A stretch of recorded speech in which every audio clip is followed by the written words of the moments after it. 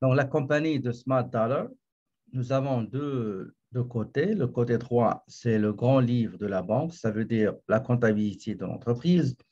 Et vous avez dans le côté gauche le relevé bancaire reçu de la banque ou bien téléchargé du portail de la banque ou bien reçu par courriel ou poste. Qu'est-ce qu'on fait?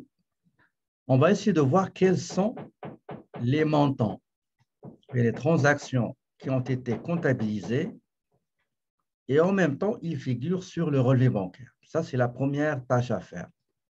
Identifier, repérer, déterminer, localiser les transactions qui ont été comptabilisées et en même temps, ils figurent sur le relevé bancaire. Donc, vous voyez, j'ai le dépôt bancaire, 9500, il se trouve dans les deux côtés. 6500, un prélèvement bancaire, donc les deux côtés. Grand livre et relevé bancaire. Agence de voyage 2324 se trouve sur dans le grand livre et aussi sur le relevé bancaire. 1000 $ renflement de la petite caisse aussi se trouve dans la comptabilité et aussi sur le relevé bancaire. Et enfin, un chèque encaissé, donc il se trouve sur le relevé bancaire et aussi il est comptabilisé. On le voit clairement dans le grand livre. Ça, c'est la première tâche. Deuxième tâche, quelles sont les transactions que j'ai comptabilisées, mais que je ne vois pas sur le relevé bancaire? Ça veut dire les transactions qui sont en circulation, okay, qui n'ont pas encore été concrétisées. Par exemple, nous avons remis un chèque à Petro-Canada pour le règlement de la facture mensuelle, mais si on consulte le relevé bancaire, ça n'existe pas. Ça veut dire que Petro-Canada ne l'a pas encore présenté, n'a pas présenté notre chèque pour qu'il soit décaissé ou bien pour que le fournisseur soit payé. Aussi, un autre chèque remis au garage chèque auto, donc le chèque numéro 10, 2568, il n'existe pas sur le relevé bancaire. Donc, j'ai deux chèques en circulation. Peut-être le mois prochain, ils vont être décaissés. Peut-être oui, peut-être non, peut-être autre mois, ça dépend. Troisième chose, quelles sont les entrées d'argent, les transactions d'encaissement que j'ai comptabilisées, mais qui ne se trouvent pas sur le relevé bancaire? Comme vous pouvez le constater, nous avons un dépôt bancaire.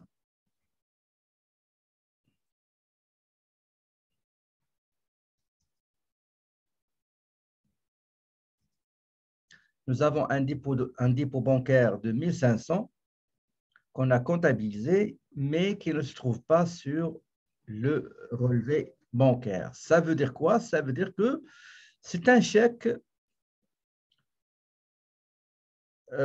qu'on a déposé, mais il est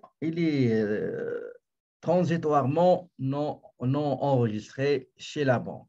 D'accord?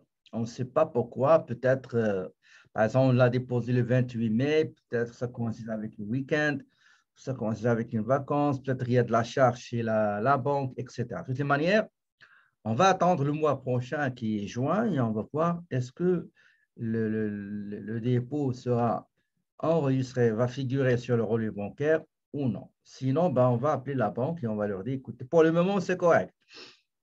28 mai, on peut comprendre comme quoi il y a un petit laps de temps, ce n'est pas grave. Mais quand il s'agit de 2 semaines, une semaine, 3 semaines, un mois, donc ça laisse un petit peu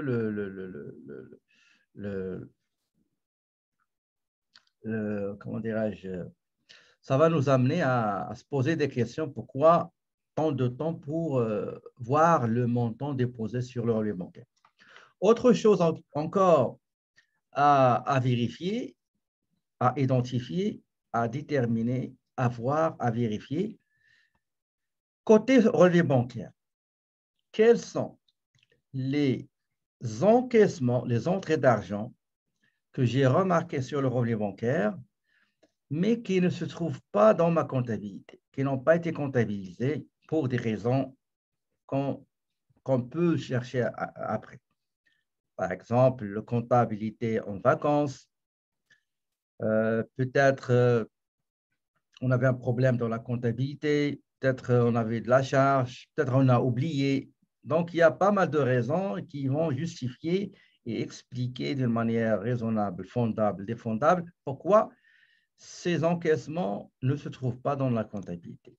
Donc, entre autres, nous remarquons qu'il y a 4 transactions de sortie d'argent qui vont, quand on va les comptabiliser, ils vont diminuer notre solde de notre banque dans la comptabilité, bien sûr. Il s'agit de la facture autoconfort, retrait du propriétaire, frais et commissions bancaires et les intérêts bancaires. Pour ce qui est intérêts et commissions, frais, etc., on peut comprendre. Généralement, on ne peut pas connaître tous les frais bancaires, tous les intérêts bancaires, toutes les commissions bancaires. On ne peut pas les savoir tous avant que le mois se termine. On peut connaître, on peut savoir les intérêts et les frais avant la fin du mois, oui. Ça paraît sur le compte bancaire. Mais il y en a d'autres qui concernent d'autres choses, tenue de compte, frais de gestion de compte. Parfois, il y a des transactions, des encaissements, mais la commission n'a pas encore été facturée, etc.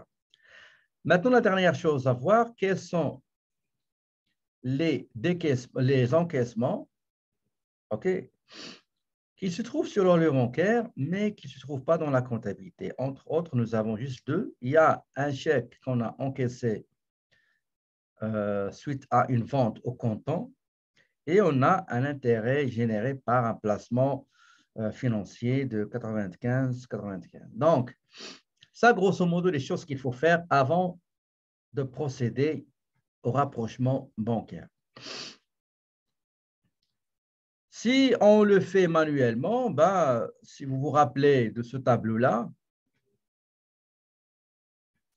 donc c'est ce tableau-là qu'on utilise généralement si on veut le faire manuellement. Donc, nous avons le solde début dans la comptabilité, nous avons les, comment dirais-je, les encaissements qu'on n'a pas à comptabiliser, on va les comptabiliser. Et une fois qu'on va les comptabiliser, le solde de la banque dans le grand livre va augmenter. Par contre, les 4 transactions de sortie d'argent, de décaissement qu'on n'a pas comptabilisées, une fois on va les comptabiliser, eh ben, ils vont diminuer le solde parce que la comptabilité n'en a pas tenu compte. Okay?